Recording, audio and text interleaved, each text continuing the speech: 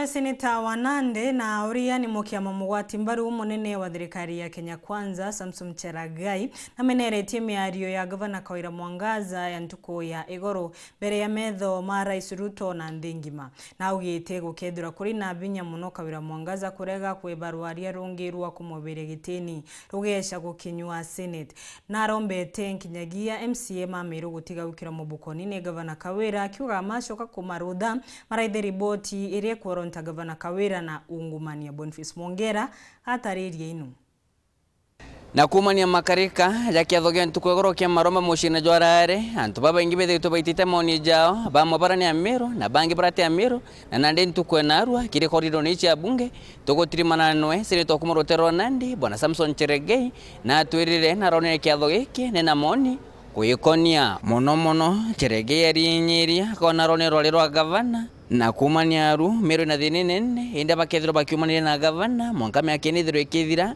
ntukagitene karia we enda kire iki kithiro gikebera igwetirira gwetire. And we saw this problem in December, and personally at that point in time the Senate should have upheld the impeachment proceedings against the governor then, because if that would have led to the cure of the issues that we are seeing in MERU, then we would not be where we are today.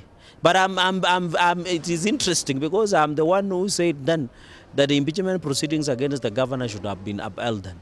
But it went the way it went, and I'm interested in seeing what comes out of what we saw yesterday and what is happening in MERU. But as a Senate, we'll only deal with an issue that will come before the Senate.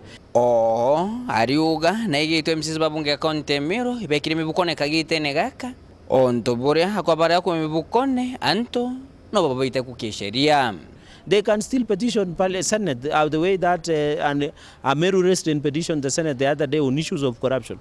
So it doesn't mean that the 1 inch of MERU are powerless or they don't have power. They have power to recall even the MCAs, because the law has given them the power to recall the MCAs. So, and I'm disappointed by the county government and the governor, because all the recommendations that the Senate made during the impeachment proceedings have never been adhered to. You remember the senators who implored the governor to go and work with the people, to control our temperament, to do what? But, and you know, they saved her based on that. And you know, some people are playing tribal, not tribal card, gender card, and saying, let us forgive her for this time. But I'm surprised all the recommendations that the Senate made to be implemented were never implemented. And therefore, as a Senate, we are waiting to see who will blink first, whether that matter will end up in the Senate, and when it will end up to the Senate, I can assure you we'll use the law, the rule of law, the constitution, and the laws that govern devolution. Bonge Cherargei urani wakiri na SENITA alinyiria kwa gintu gikine kire kwethura kire county hajanthuru ne Kenya ni wamba ngurumania. If we can be able to eradicate corruption in MERU, in Nandi, in other counties, I can assure you development will naturally spur.